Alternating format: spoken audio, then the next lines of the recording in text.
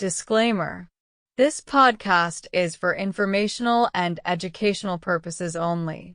It is not medical advice, and nothing discussed should replace the guidance of a qualified healthcare professional. Always consult your doctor or medical provider before starting, stopping, or changing any supplement, peptide, or treatment plan. Today we are diving into the fascinating world of KPV peptides.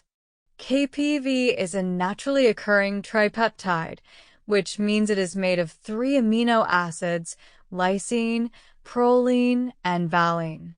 Though small in size, it has gained attention for its strong anti-inflammatory and immune-modulating properties.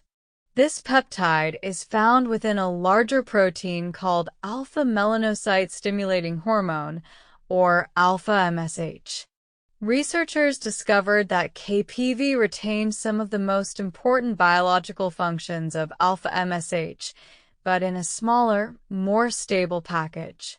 One of the main reasons people are so interested in KPV is because of its ability to reduce inflammation. Chronic inflammation is at the root of countless conditions, from autoimmune diseases and gut disorders to skin issues and joint pain. KPV works by blocking pro-inflammatory molecules like tumor necrosis factor alpha and interleukin-6. At the same time, it enhances anti-inflammatory pathways. This dual action makes it an intriguing candidate for helping with disorders that are stubborn and resistant to conventional treatment. The gut has been a major focus of KPV research.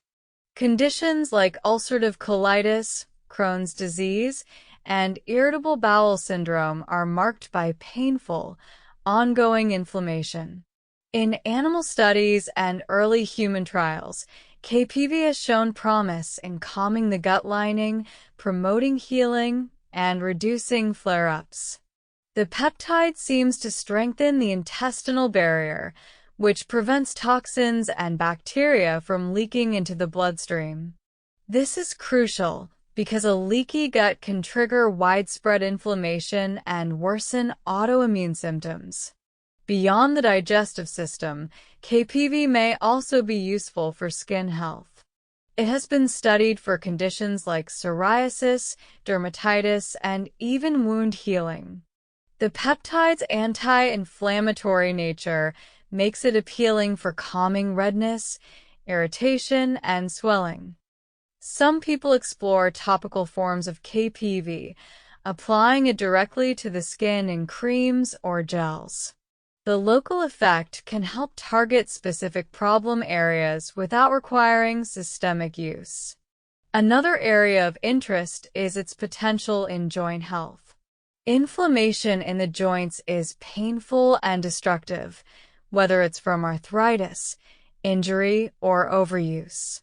Early studies suggest that KPV may help reduce joint swelling and stiffness.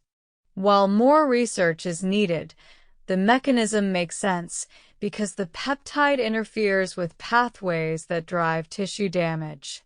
KPV also interacts with the immune system in unique ways. Instead of bluntly suppressing immunity, it helps rebalance immune activity.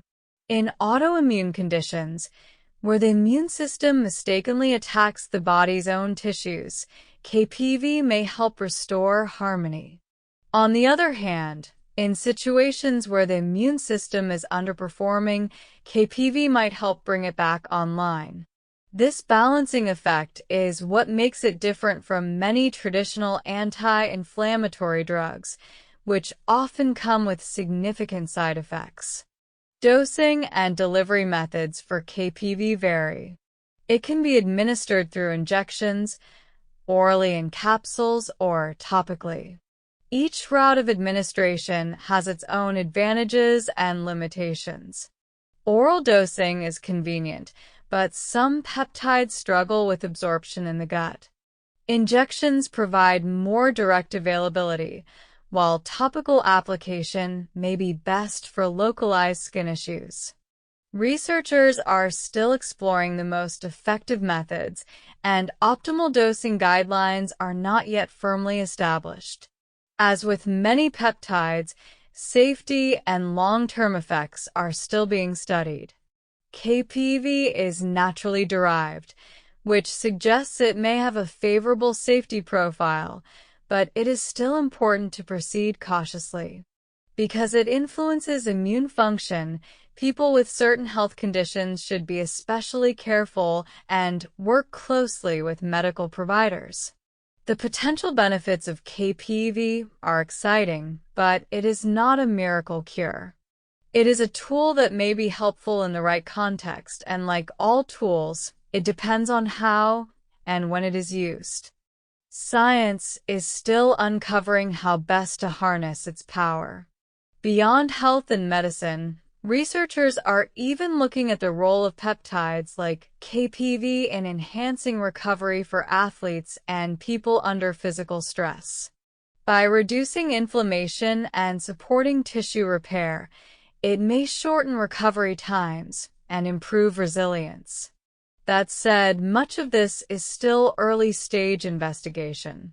When thinking about KPV, it is helpful to place it within the larger world of melanocortin peptides. Alpha-MSH, from which KPV is derived, has been shown to influence pigmentation, appetite, immune balance, and even energy homeostasis. KPV does not carry all those functions, but it isolates the anti-inflammatory and protective properties in a simple, stable structure. That makes it easier to study and potentially easier to use in therapeutic settings. In the future, KPV might be formulated into prescription therapies for autoimmune diseases, gut inflammation, or chronic skin disorders. It could also become part of functional medicine toolkits, paired with lifestyle approaches like diet, exercise, and stress management. The exciting part is that it represents a different way of addressing inflammation, one that is gentler and more balanced than many pharmaceutical drugs currently available. As with every peptide, accessibility is still a challenge. In some countries, peptides are only available through research supply channels, while in others, they are being explored through clinical use. Regulations are evolving as science advances, and anyone interested in exploring KPV should always ensure they are sourcing it safely and legally. At its core, KPV reminds us of the potential hidden in small biological molecules. A short chain of just 3 amino acids has the ability to influence inflammation, immunity, and healing. That is the beauty of peptide science. Disclaimer: this content is not medical advice and is only for educational purposes.